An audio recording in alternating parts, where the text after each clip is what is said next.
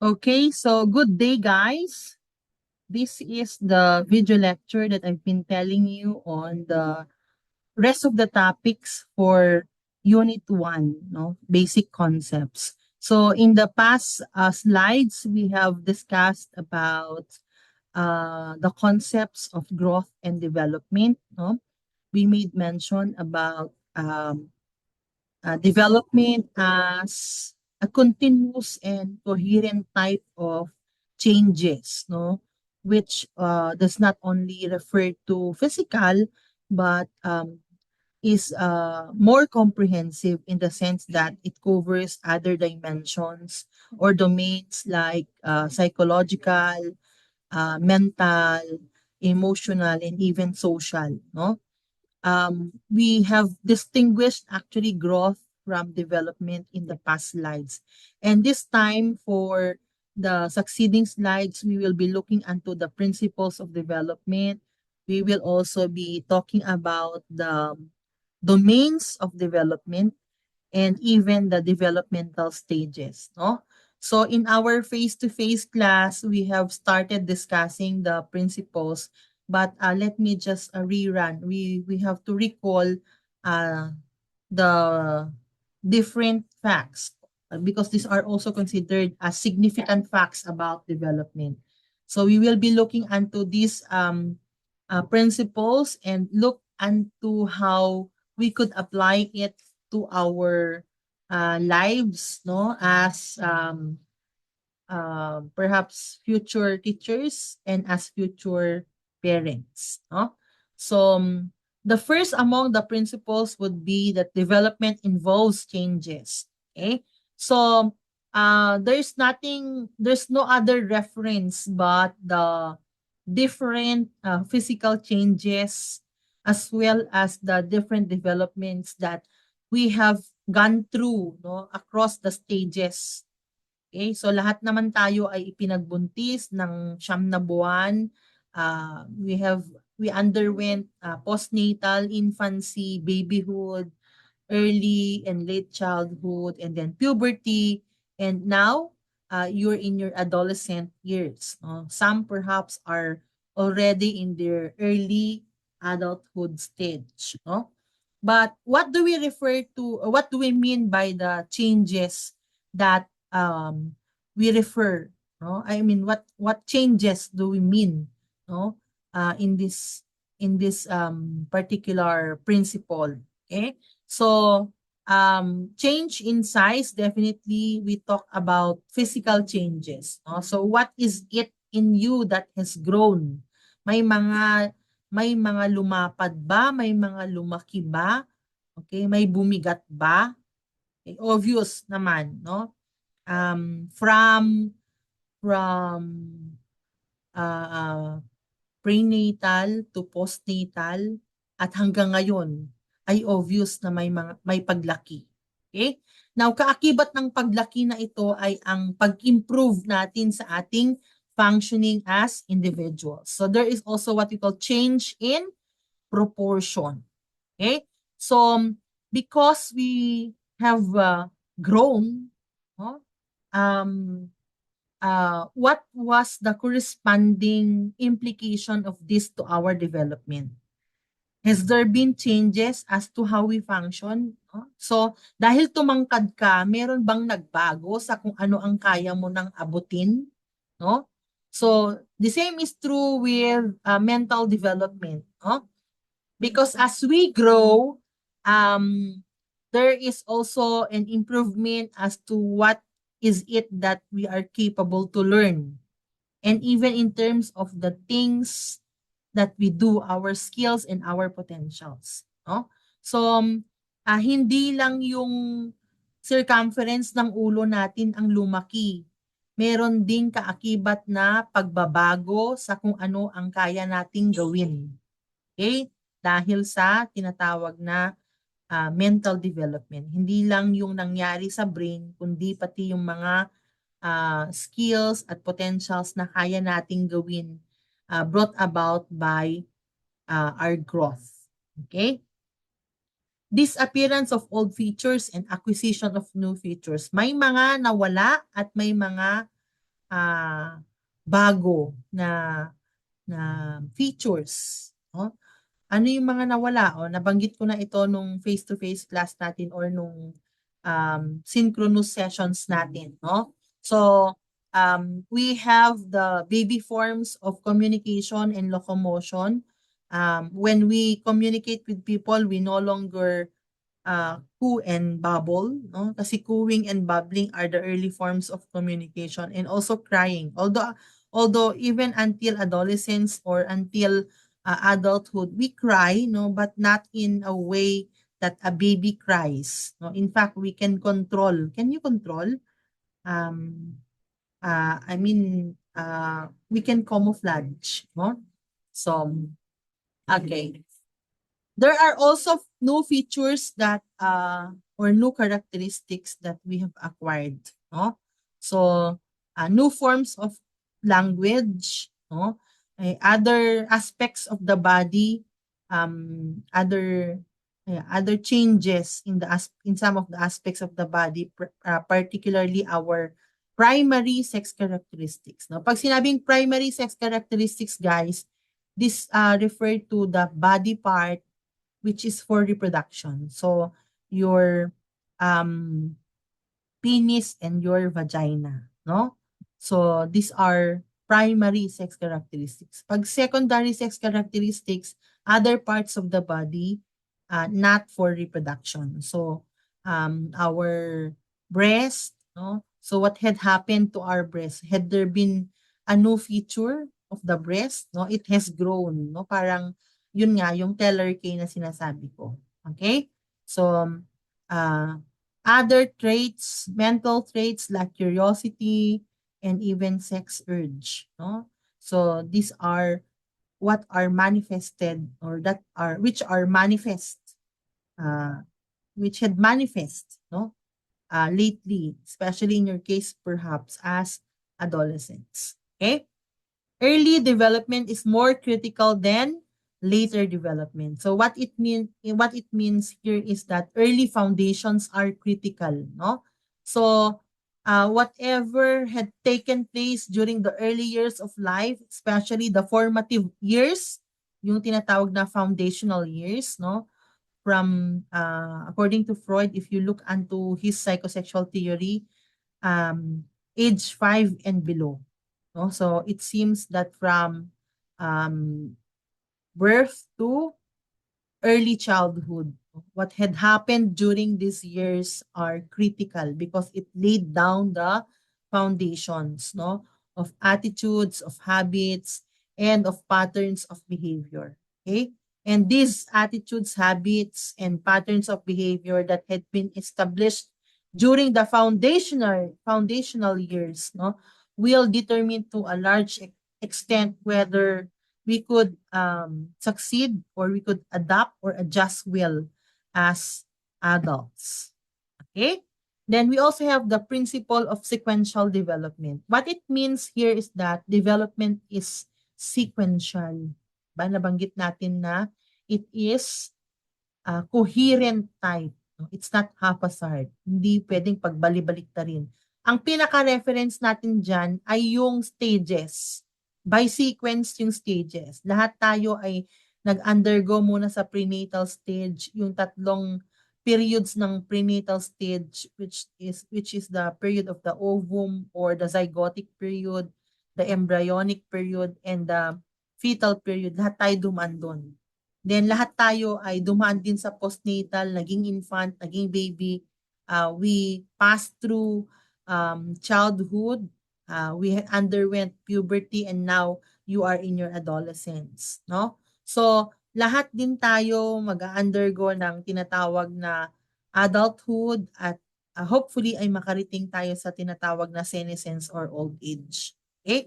Now, apart doon sa stages, meron din tayong tinatawag na sequence of development, no? These two patterns, we have yung cephalocaudal and proximodistal law, no? So these are the two laws of directional sequence of development. So what do we mean by cephalocaudal? Cephalo means head, no? So, development takes place from the head region first, then downward. Okay? Kaya mapansin ninyo, ano ang pinaka dapat makita natin sa isang baby bago natin siya i-stimulate para maglakad. Una, dapat meron siyang head balance. Kaya na niyang kontrolin. Kaya na nga akatan kung nakanitawit yo ulunan. No? So, the baby is now capable of head balancing. You cannot teach the child, the baby how to walk if he could not yet balance his head. 'Di ba? Parang that's a futile 'di ba? Paano mo turuan yung bagong panganak na maglakad? Ni nakahiga nga lang yun, hindi nga niya maibangon ang kanyang ulo. So, cephalocodal, ang pagbabago, ang mga pagbabago, ang paglaki at pagbabago, hindi paglaki, ang development, no, ay from the head region downwards. Yung proximo-distal naman from central axis paloob, no? Sa loob palabas, no? From the central axis to the extremities, no? What do we mean there, no? Yung na lang, yung development ng arms hanggang sa fingers. Ano ang napansin ninyo sa bata na nasa early childhood, yung mga siguro 4 to 5 year old, kapag pinaketch mo ang ball sa isang 5-year-old na bata, anong napansin mo? Paano siya magki-catch ng ball? Sa kamay ba agad? Hindi, di ba? Actually, payakap, no? So, the child makes use of the central muscles, no? Mga gross muscles, no? So, in fact, yung kindergarten na pupil, kapag pinahawak mo siya ng lapis, no? Pag pinahawak mo ng lapis yan, ano napansin nyo? Or ng ballpen, anything that you let the you let the child hold, no? So, if you let the child hold a ballpen, I could not show kasi here in the screen, no? Pag pinahawak mo ang isang ballpen sa bata, actually ang grasp niya ay sa palm, no? Dito sa palm, no? So, bakit kaya? Kasi nga mas develop yung muscles ng palm niya kaysa sa muscles ng fingers niya. Okay? Kaya kapag pinasulat mo ang isang 4-year-old o 5-year-old, sa palm yung hawak niya ng kanyang ballpen. Okay? O ng kanyang lapis. At bakit makapal yung lapis? Okay? For an easy grasp. Actually, natanong ko yan nung synchronous class natin at may sumagot na for an easy grasp. Kasi nga yung muscles ng kanyang fingers ay fine muscles pa, hindi pa ganun ka-develop. Okay? So that's proximo-distal from central axis to extremities. Sa loob palabas. Okay? What else? Principle of uh, principle uh, of proceeding from general to specific. I think in relation to this, from general to specific. It says here in mental and motor responses, general activity always precedes specific activity. Okay? So, when it comes to grasping, for example, okay, before a child would grasp a pencil, you have to teach the child how to do palm grasping first. Kaya nga, mga, di ba, tingnan nyo yung bote ng, yung feeding bottle, okay? Sa baby, hindi ba? They could hold that well because it's something that is stout, no? Malaki siya. I mean, kayang-kaya siyang i-grasp ng palm. Okay? So, ayan, palm grasp, mitten grasp, no? With the fingers na, okay? And then, thumb, forefinger grasp, and then eventually thumb and forefinger, beginning thumb, forefinger grasp, and then eventually advanced thumb, forefinger grasp. No? So meaning to say from general to specific, no? From from what we call gross muscles to fine muscles. Okay? So, the same is true with mental responses, no?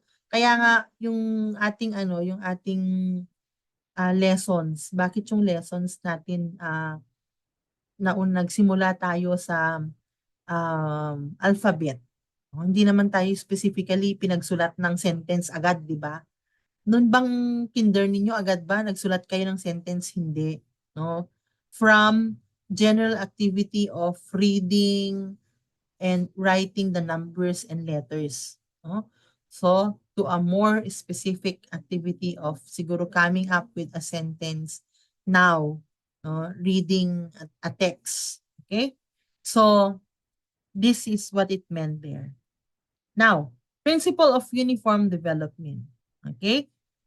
There is uniformity, universality, if you recall. I don't know if it's in your class that I made mention about this, but across race, no, irrespective of race, no, this is one thing that is uniform to every race, no. So, kaya ikaw ay um, Chino, Chinese ka man, ano man ang lahi mo, meron at meron tayong universals that we share in terms of human development, no? So the very concrete example is the developmental stages. Irrespective of the race, lahat tayo ay mag-undergo dun sa stages na yon. Okay? Principle of continuity. Development is a continuous process. It's not only a coherent or a sequential process, but it's also a continuous process. I think I need not to elaborate on that. No? So it starts at prenatal and ends at death. Okay. Now, if there are uniform patterns or if there are universals, there are also uniqueness, no?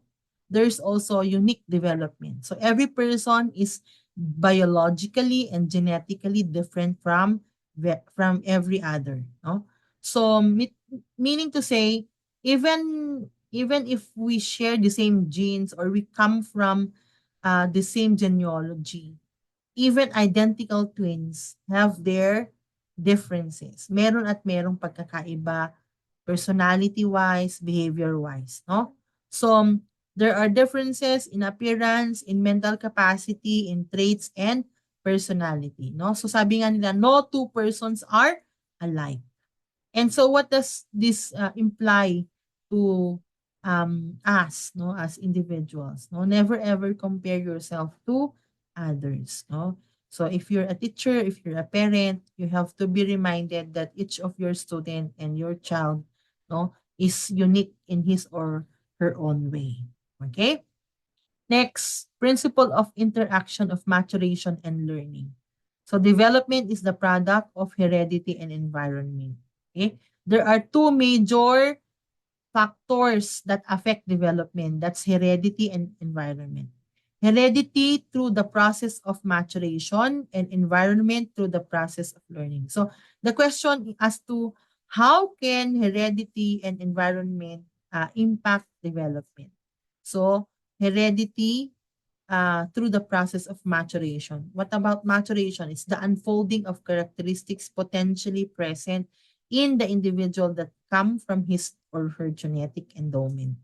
There's least that we can do to what we have inherited genetically.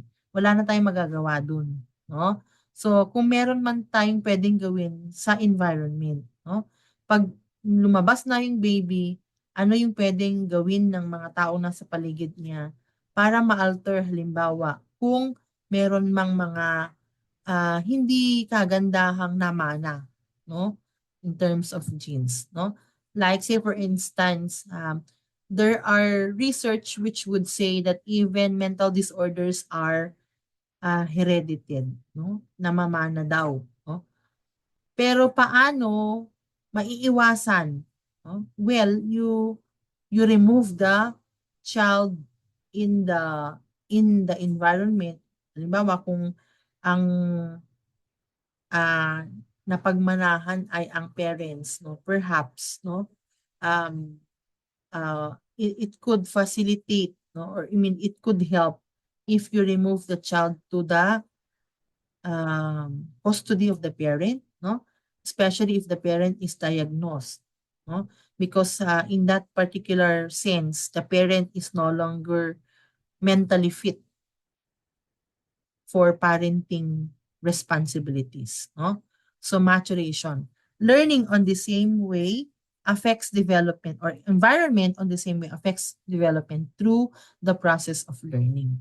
Okay? So we come to learn even our habits, even our responses or reactions, and even our behavior to the people around us, no? So that's how vital the environment is, and especially the family, because it's the family who serves as the first or the immediate environment of the child. There are periods in the development pattern, and each period has a characteristic pattern of behavior. And I think this is where developmental task also comes in, but we'll take that a separate principle. No? So what we refer in here is that certain traits are prominent at different stages. So there's what we call periods of equilibrium and periods of disequilibrium. Do'n sa stages na nabanggit ko, yung prenatal down to old age, may mga stages dito na pakiramdam natin ay madaling mag-adapt. Yung madaling mag-adjust yung bata or tayo mismo, 'no? At may mga stages naman na hindi madaling mag-adjust, 'no? At merong difficulties in adaptation. Like say for example, um, infancy or the postnatal stage is characterized by a period of disequilibrium. Pagkapanganak, ah, merong imbalance, merong disequilibrium na nafe-face nung bagong panganak. Ano-ano yung mga yon? Because of the changes in temperature. Remember, the temperature inside the womb of the mother is far different from the temperature outside. No? So, the baby has to adjust not only in temperature, but also in terms of the functioning of his body parts and body organs. The the baby has to adapt with the new environment. Okay? New mode of nourishment. Kung doon sa loob, ang kanyang ang pinanggagalingan ng kanyang pagkain is through the umbilical cord, outside the baby has to adapt by making use of his own mouth. 'Di ba? Kasi it's through the mouth that the baby receives nourishment. Okay? So this is characterized by period of disequilibrium. Pagdating ng puberty, meron din bang disequilibrium? Kasi meron din bang adaptation difficulties? Pwede. In fact, kahit anong stage, pwedeng makaramdam ka, makaranas ka ng period of disequilibrium. Kasi hindi lang yung physical na imbalance, hindi lang yung physical difficulty to physically adapt, pero pwede rin sigurong mentally and emotionally or psychologically, no? So, may mga eksena talaga sa buhay natin kahit anong stage tayo na parang pakiramdam natin ay mahirap tayong mag-adjust at may mga pinoproblema tayo, no? Pero may mga pagkakataon na pakiramdam natin ay okay na tayo, no? So this is the period of equilibrium where we feel that we adapt easily. Okay, now in relation to this, we have developmental tasks. There are social expectations for every developmental period. Okay, so this will be, with this, I will be giving you a task, no? I don't know, I think I asked one section from you to group themselves, but as of now, wala pang nagbigay ng grouping. Siguro sa face-to-face class na lang ninyo. Okay, so yung developmental task na nakalagay dito ay those tasks which are expected at a certain stage, developmental stage, no? So these are tasks espoused, advocated by Havergerts. Sa may mga meron dito mamaya yung sa susunod na slides, no? So the purpose of this is for parents and even educators to determine whether the child is following through a normal course of development or an exceptional development. No? Anong ibig mo sabihin, ma'am? Kailangan meron tayong kaalaman sa mga task na to para alam natin kung normal ba yung pag-develop ng anak natin o hindi.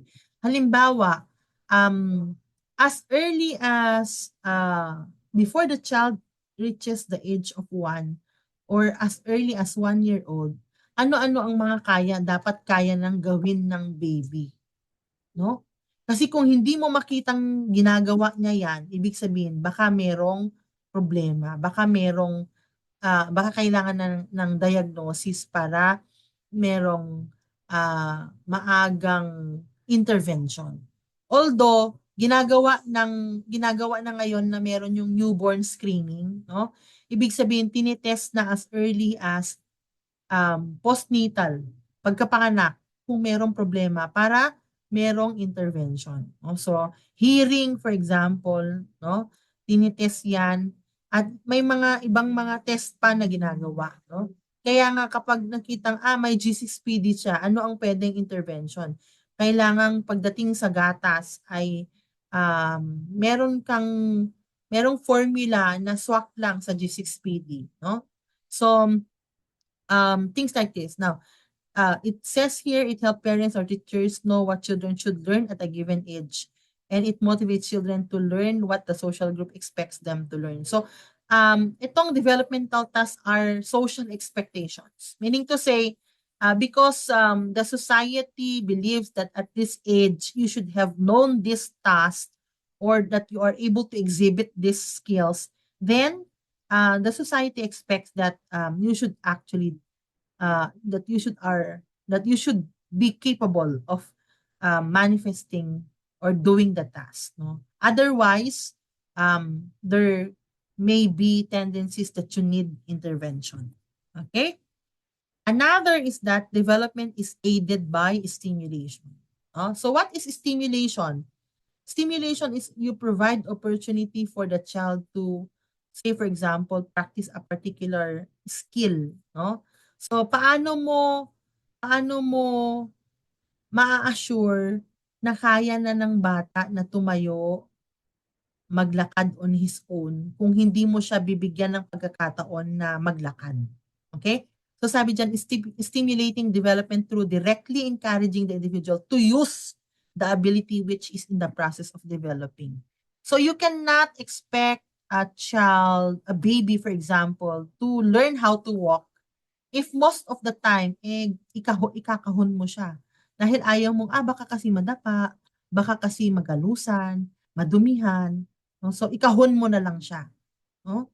So, what do we mean by that? No? At that age, no, as early as 1 year old, for example, no, the child should have been doing some steps on his or her own. No? So, the child could only be capable of doing that if you allow the child to walk with your guidance, no? So, every area of development has potential hazards. Okay? Kahit anong stage yan, prenatal man, infancy man, hanggang sa old age, merong hazard. Ano ba yung hazard? May mga dangers. May mga set of dangers.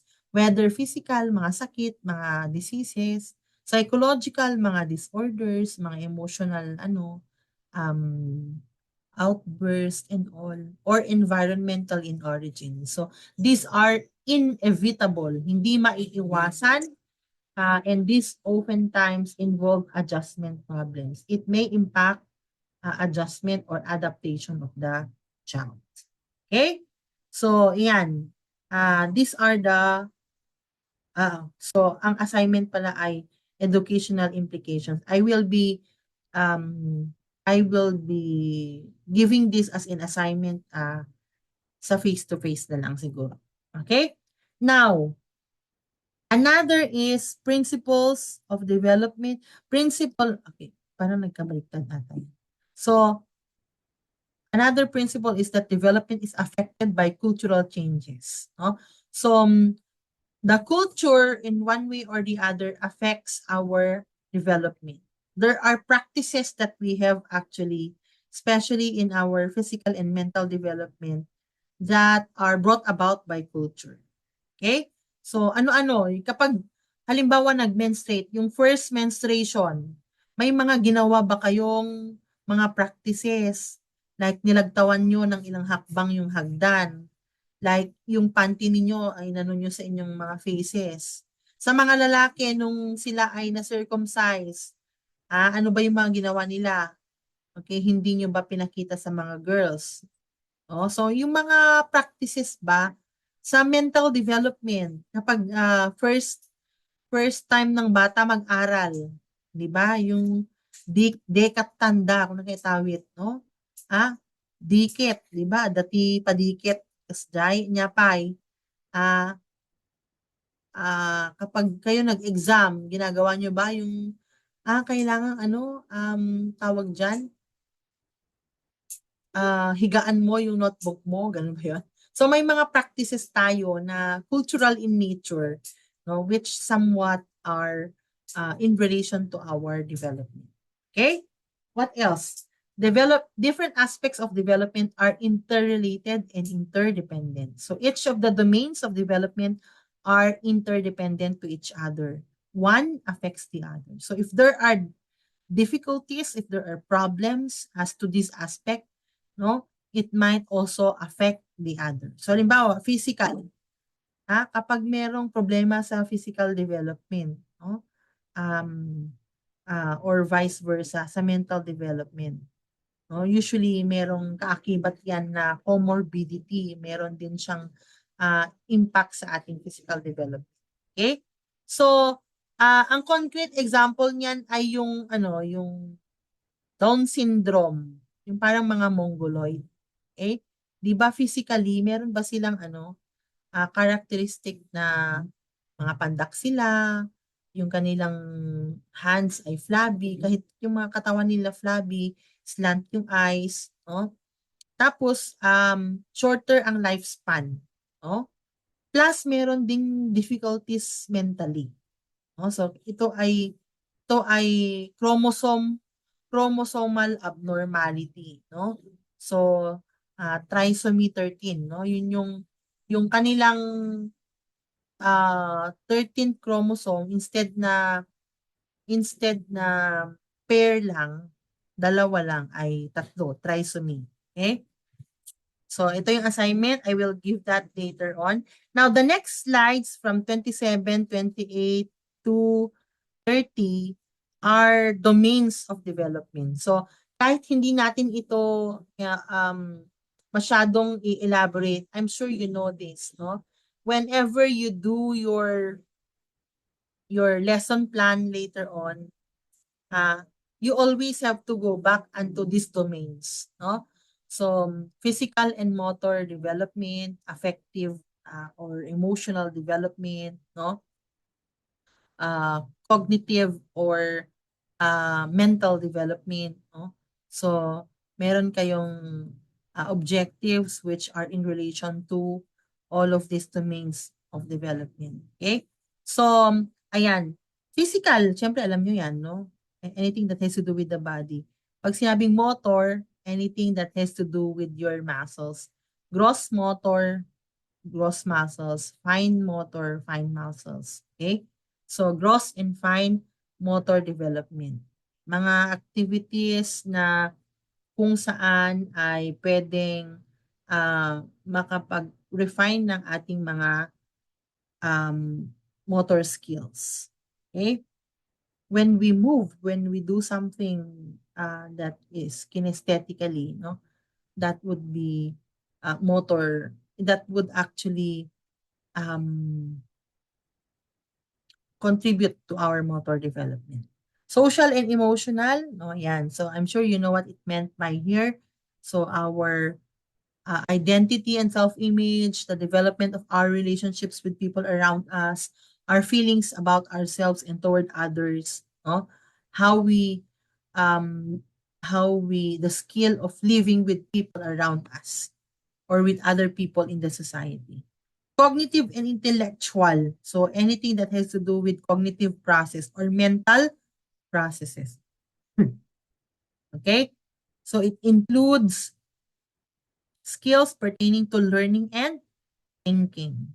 And then we also have linguistic or communicative development. So part of what we will be discussing later would be linguistic and linguistic development, linguistic and literacy development.